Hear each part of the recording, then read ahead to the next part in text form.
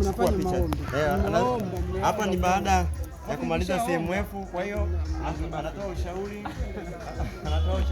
Huyu ni mwenyekiti wa WWK hapa kanisani BS.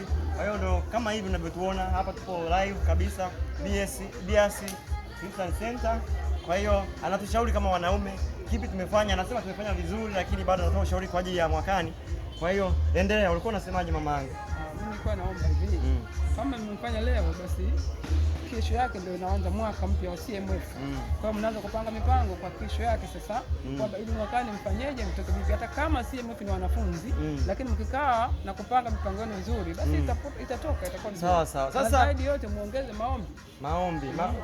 Kama hivi wanasema maombi ndio kitu cha muhimu sana. Lakini sasa mama yangu, unazungumzaje kwa habari ya wanafunzi, kwamba sisi tutumie na ni vigani, njia gani ambayo inaweza kutusaidia ili kuweza kuwapata hata na wanafunzi wanaosoma?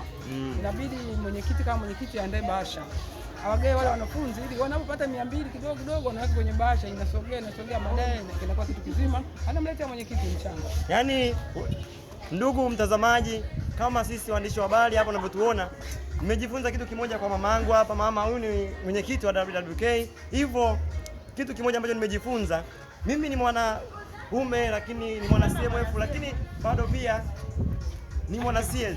Mama yangu, nashukuru sana kwa ushauri wako, kwa sababu kuna kitu kimoja nimejifunza. Hata kuanzia sasa tunaweza kutoa bahasha, lakini kitu kimoja ambacho nakichukua, naenda kuwashauri pia na wana vijana CS, kwa wanafunzi ambao wapo sasa hivi, tunatoa bahasha kwa ajili ya wanafunzi. Kufika mwezi wa 10 watakuwa wamefikisha kiwango hata cha 20,000, 20,000 hivyo. Nashukuru mama kwa ushauri wako mzuri wako 17 TV.